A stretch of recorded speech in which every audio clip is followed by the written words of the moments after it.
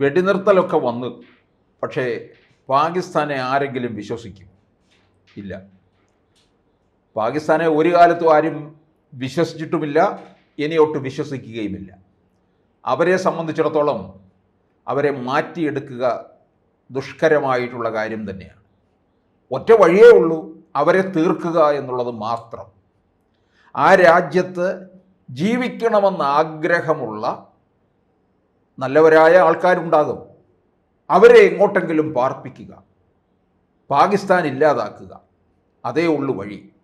അല്ലാതെ ആ മണ്ണ് എപ്പോഴും തീവ്രവാദത്തിന് വേണ്ടിയും ഭീകരവാദത്തിന് വേണ്ടിയും ആയുധങ്ങൾ പരിശീലിപ്പിക്കുന്നതുമായ ഒരു മണ്ണായി തീർന്നിരിക്കുകയാണ്. ആ രാജ്യത്തെ മുഴുവൻ നശിപ്പിച്ചത് സേനകളാണ്. ഭരണാധികാരികളൊക്കെ ആ താൽക്കാലിക സമയത്ത് മാത്രമേ അവർ നിൽക്കുന്നുള്ളൂ. അത് കഴിഞ്ഞാൽ അവർ കഴുമരത്തിലോ കൽത്തുറുങ്കിലോ ആണ് പോകുന്നത്. ഇപ്പോൾ ഇമ്രാൻഖാൻ തന്നെ ജയിലിലല്ലേ കഴിയുന്നത്?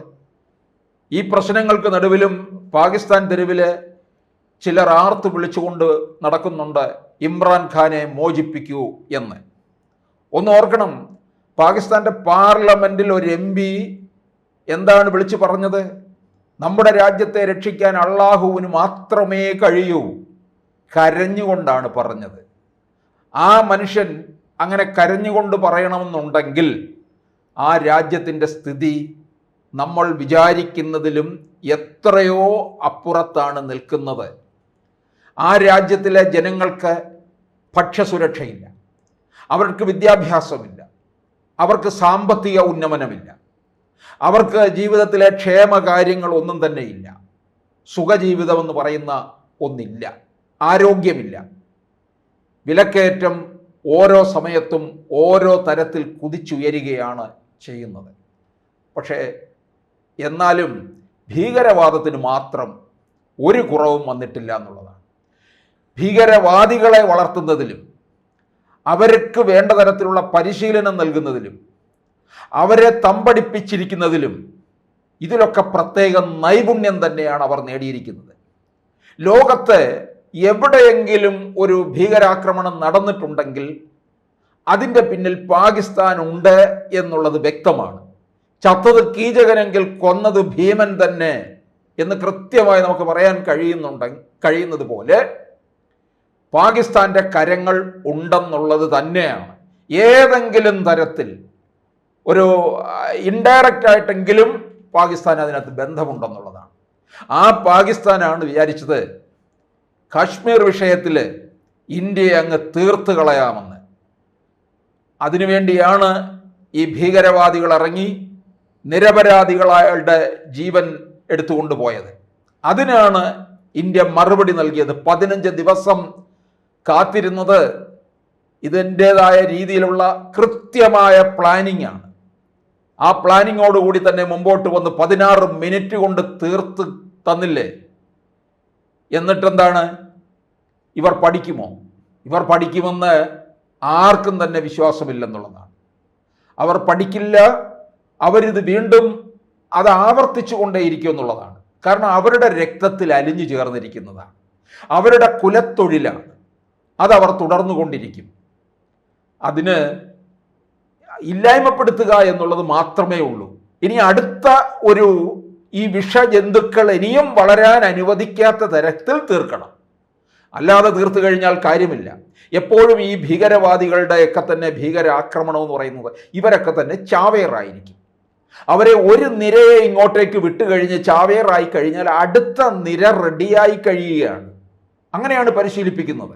ഇപ്പോൾ നമ്മൾ ഇസ്രയേലും ഗാസയുമായിട്ടുള്ള പോര് നമ്മൾ കണ്ടു. അവിടെ ഹമാസ്, അവിടുത്തെ ഒരു തലവൻ തട്ടിപ്പോയെങ്കിൽ അടുത്ത തലവൻ ഉടൻ തന്നെ എഴുന്നേൽക്കുകയാണ്, അടുത്ത ആളിനെ തീർച്ചപ്പെടുത്തി വെച്ചിരിക്കുകയാണ്. അങ്ങനെ നിരനിരയായിട്ട് നിൽക്കുകയാണ്. അറിയാം, ഈ വാളെടുക്കുന്നവനെല്ലാം വാളാലാണല്ലോ എന്ന് പറഞ്ഞതുപോലെ അവിടെ തീർന്നു പോകുമെന്ന് അറിയാം. അപ്പോൾ അടുത്ത ആൾ കയറുകയാണ്, അടുത്ത നിര. അത് ഹമാസിലായാലും ഹിസ്ബുള്ളയിലായാലും ഹൂത്തികളിലും ഇത് തന്നെയാണ് കണ്ടത്. അതുകൊണ്ട് തന്നെയാണ് ഇസ്രായേൽ അരിഞ്ഞു വീഴ്ത്തിയത് ഓരോരുത്തരെയും, തല പൊങ്ങാൻ അനുവദിക്കാത്ത. പിന്നീട് വന്നു കഴിഞ്ഞപ്പോൾ എന്തു പറ്റി? അവസാനമൊക്കെ എത്തിക്കഴിഞ്ഞപ്പോൾ അടുത്ത തലവൻ ആരാണെന്നുള്ളത് ഇവർ പുറത്ത് പറയാതിരുന്നില്ലേ, പുറത്ത് വെളിപ്പെടുത്തുന്നില്ല. ബങ്കറിനുള്ളിൽ ഒളിച്ചിരിക്കുകയാണ് അടുത്ത തലവൻ. അപ്പോൾ അവർക്കറിയാം ഇത് ഇസ്രായേൽ തീർക്കുമെന്നുള്ളത്. അപ്പോൾ ഇത് ഇവരുടെ ഒരു രീതിയാണ്, അടുത്ത നിരയെ എപ്പോഴും ഇങ്ങനെ വാർത്തെടുത്തുകൊണ്ടിരിക്കുക.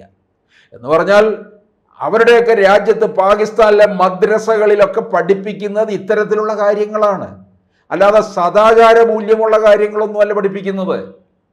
ഇത്തരത്തിലെ ആയുധങ്ങളോട് എങ്ങനെ ഇടപഴകുന്നു, മറ്റ് രാജ്യങ്ങളെ ഏതു തരത്തിൽ ശത്രുതയായിട്ട് കാണുന്നു. ഇസ്ലാമിക രാഷ്ട്രങ്ങളെ മുഴുവൻ വിളിച്ചില്ലേ പാകിസ്ഥാൻ? നരേന്ദ്രമോദിയോടെ പറയൂ, ഇസ്ലാമിക രാഷ്ട്രങ്ങളോട് പറയുകയാണ്, മോദിജിയോടെ പറയൂ ഞങ്ങളെ അറ്റാക്ക് ചെയ്യരുത് എന്ന്. പാകിസ്ഥാൻ അങ്ങനെ മറ്റ് ഇസ്ലാമിക രാഷ്ട്രങ്ങളോട് പറയണമെന്നുണ്ടെങ്കിൽ ആ ഇസ്ലാമിക രാഷ്ട്രങ്ങളും നരേന്ദ്രമോദിയും തമ്മിലുള്ള ബന്ധത്തിൻ്റെ ആഴം നമ്മൾ നോക്കണം. സൗദി അറേബ്യയിൽ സന്ദർശനം നടത്തിക്കൊണ്ടിരുന്ന സമയത്താണല്ലോ കാശ്മീരിൽ ഈ ആക്രമണം നടന്നത്. മോദിജി യാത്ര വെട്ടിച്ചുരുക്കിയല്ലേ തിരികെ ഇന്ത്യയിലോട്ട് വന്നത്. അത് 3 വട്ടമാണ്, 10 വർഷത്തിനിടയിൽ 3-ാം വട്ടമാണ് മോദിജി സൗദിയിൽ സന്ദർശനം നടത്തിയത്. അപ്പോൾ തീർച്ചയായിട്ടും ലോകത്തുള്ള ഇസ്ലാമിക രാഷ്ട്രങ്ങളൊന്നും തന്നെ, ഇസ്ലാമിക രാഷ്ട്രങ്ങൾ അത് പലപ്പോഴും തെറ്റിദ്ധരിക്കപ്പെട്ടു പോയിട്ടുള്ളതാണ്. ഇസ്ലാമിക ഭീകരത എന്നൊക്കെ പറഞ്ഞുകൊണ്ട് നമ്മുടെ ഇവിടെയുള്ള ഈ പോപ്പുലർ ഫ്രണ്ട്, SDP ഒക്കെ കാരണം കേരളത്തിലെ ഇസ്ലാമിക സമുദായം മുഴുവൻ എപ്പോഴും സംശയത്തിൻ്റെ നിഴലിൽ നിർത്തിക്കളയും. അവർക്ക് ഭീകരതയില്ല, പക്ഷേ അവരെ കൂടി തെറ്റിദ്ധരിക്കുന്ന തരത്തിൽ ഈ പോപ്പുലർ ഫ്രണ്ടും ഈ SDP ചെയ്യുന്ന ചെയ്തികളൊക്കെ അത്തരത്തിലുള്ളതല്ലേ. പോപ്പുലർ ഫ്രണ്ട് എന്ന് പറഞ്ഞാൽ മനുഷ്യനെ വിറപ്പിക്കുന്ന തരത്തിലുള്ള വാക്കുകളല്ലേ ഉപയോഗിച്ചത്. അരിയും മലരും കുന്തിരിക്കവും കരുതിക്കവും നിന്റെയൊക്കെ കാലന്മാർ വരുന്നുണ്ട് എന്ന് പറയുമ്പോൾ അത് കേരളത്തിലെ ജനങ്ങൾ മുഴുവൻ ഇപ്പോഴും അത് ഭയത്തോടു കൂടിയാണ് കേൾക്കുന്നത്. ആലപ്പുഴയിൽ നിന്ന് ഉയർന്ന മുദ്രാവാക്യം കേട്ട് ജനങ്ങൾ നടുങ്ങിപ്പോയതാണ്. അപ്പോൾ വാക്കുകൾ കൊണ്ടും ആയുധങ്ങൾ കൊണ്ടും മറ്റുള്ളവരോട് പോരാടുന്ന ഒന്നാണ് ഈ തീവ്രവാദം എന്ന് പറയുന്നത്. അവർ വളർത്തിക്കൊണ്ടുവരുന്നത് ഇതാണ്. അതുകൊണ്ട് അവർക്ക് അടുത്ത ഒരു തലത്തിലേക്ക്, അടുത്ത ഒരു നിരയെ ഇങ്ങനെ എപ്പോഴും സെക്കൻഡ് നിര ഇങ്ങനെ വളർന്നുകൊണ്ടേയിരിക്കും എന്നുള്ളതാണ്. കാരണം ചാവേറാണല്ലോ. ഇവർ പോയി ഏറ്റുമുട്ടുന്നു, ചാവേറാകുന്നു. ചിലപ്പോൾ തിരിച്ചു വരാം.